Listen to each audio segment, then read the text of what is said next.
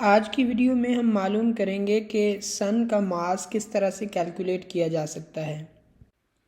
Normally masses को मालूम करने के लिए तरीक़ेकार क्या होता है कि हम फिज़िकल बैलेंस की एक साइड पे कोई स्टैंडर्ड मास रख देते हैं, जैसे यहाँ पे आपको नज़र आ रहा है 2 kg, और दूसरी साइड पे वो कोई चीज़ रखते हैं जिसका मास हमें मालूम करना होता है। जैसा कि सन एक बहुत बड़ा मास है, उसके अराउंड 8 प्लैनेट्स रिवॉल्व कर रहे हैं और बहुत से मासेस, छोटे छोटे मासेस उसके अराउंड रिवॉल्व कर रहे हैं। टेम्परेचर ऑफ द सन की अगर बात करें तो उसके हॉटेस्ट पार्ट का टेम्परेचर 15 मिलियन सेल्सियस है। तो इसका मकसद है, जो ऑर्डिनरी मेथड है to determine the mass of any object is not applicable to the sun. तो अब बात आ जाती है कि हम सन का मास मालूम करें कैसे। तो वो हम मालूम करेंगे इस तरह से कि हमें अर्थ के बारे में काफ़ी इन्फॉर्मेशन है, उस इन्फॉर्मेशन की बेसिस पे हम सन का मास मालूम कर सकते हैं। हमें ये पता है कि earth is revolving around the sun. इस इमेज में आप देख सकते हैं कि अर्थ सन के अराउंड रिवॉल्व कर रही है, ये उसका ऑर्बिट है, और इस ऑर्बिट में अर्थ की डिफरेंट पोजीशंस पे हमने इमेजेस प्रेजेंट कर दी हैं। अब अर्थ की इंफॉर्मेशन से हम डिटरमाइन करेंगे मास ऑफ सन। अर्थ की ये जो डिफरेंट पोजीशंस हैं, इन पे डिस्टेंस अर्थ का सेंटर ऑफ सन से डिफरेंट होता है, लेकिन हम एवरेज डिस्टेंस लेंगे। हम सपोज़ करते हैं कि ये है ऑर्बिटल रेडियस ऑफ अर्थ, के जो अर्थ का ऑर्बिट है उसका रेडियस, एवरेज रेडियस, और यही distance between the centre of sun and centre of earth भी है। हमें पता है कि अर्थ रिवॉल्व कर रही है सर्कल में, इसका मकसद है उसमें सेंट्रीपिटल एक्सेलरेशन भी है, और ये वो सेंट्रीपिटल एक्सेलरेशन हो गई जो कि directed toward the centre of sun है।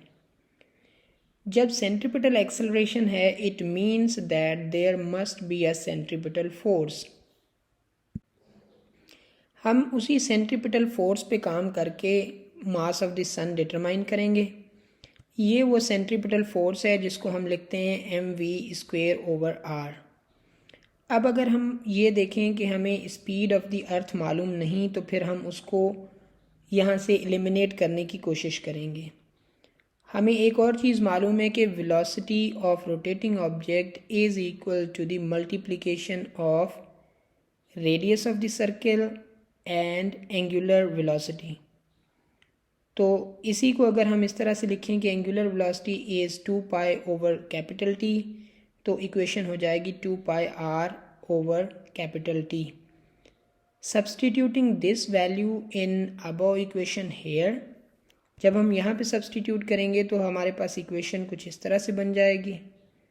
2πr/T, ये v की वैल्यू हमने यहाँ पे जस्ट सब्सटीट्यूट की है, बाकी जो ये फर्स्ट ऊपर इक्वेशन है वही सेम है, कोई चेंजेस नहीं है। अब अगर स्क्वायर को हम सॉल्व करेंगे तो 2 पे स्क्वायर 4 आ जाएगा, पाई पे स्क्वायर, आर पे स्क्वायर और टी पे स्क्वायर। यहाँ पे एक आर है और यहाँ पे 2 आर हैं, तो एक कैंसिल आउट हो जाएगा। तो हमारे पास फोर्स की वैल्यू बन जाएगी m/4π²/T²। अब यहाँ पे आपको ये चीज़ नोट डाउन करनी है कि ये सेंट्रीपिटल फोर्स किस पे लग रहा है। ये फोर्स लग रही है ऑन टू द अर्थ। तो इसका मकसद है, ये जो मास है m, this is the mass of earth, this is the time period of earth, और this is the orbital radius of earth. तो मैं इसको क्लैरिफाई करके लिख देता हूँ यहाँ पे कि this is the mass of earth and this is the orbital radius of अर्थ। अब दूसरी बात ये कि ये सेंट्रीपिटल फोर्स तो है, सेंट्रीपिटल फोर्स को कहा जाता है कि सूडो फोर्स है, मतलब वो खुद से कोई ऐसी फोर्स है नहीं।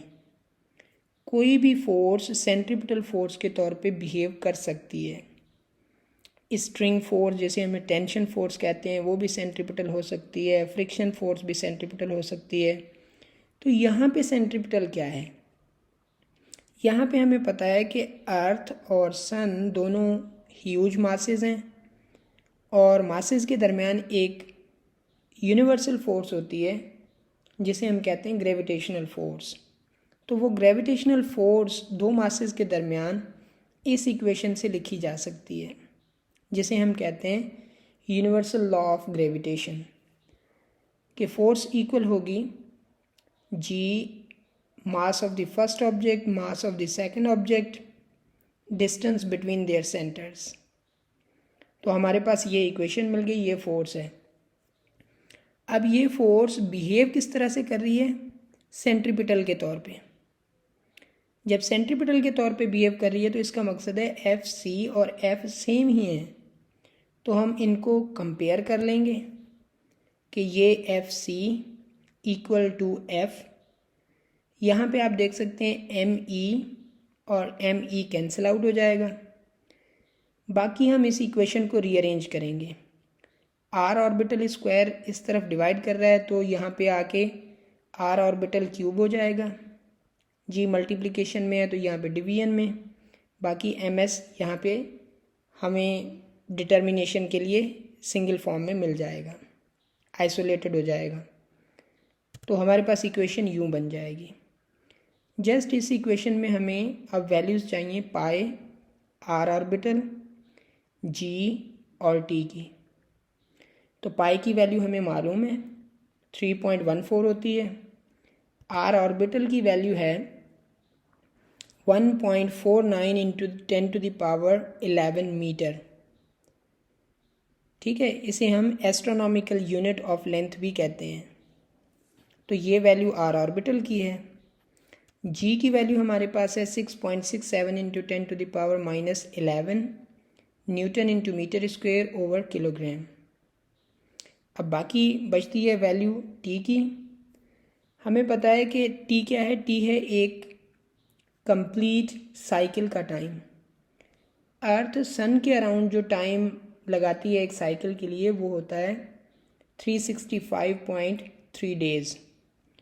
अगर हम उसको सेकंड्स में कन्वर्ट करेंगे तो वो हमें मिल जाएगा 3.156 इंटू 10⁻7 सेकेंड्स। अब जब हमें ये टाइम भी मिल गया, सारी चीज़ें हमारे पास मौजूद हैं, just plug in these values in this equation. यहाँ पे पाई की वैल्यू रखें, यहाँ पे आर ऑर्बिटल की, जी की, टी की, जिस पे स्क्वायर है वो सॉल्व करें, क्यूब है वो सॉल्व करें, मल्टीप्लिकेशन, डिवीजन। तो मास ऑफ सन हमें मिल जाती है 1.99 इंटू 10⁻30 किलोग्राम। तो राउंडेड ऑफ वैल्यू होती है 2 into 10⁻30 kilogram. So this is the mass of sun.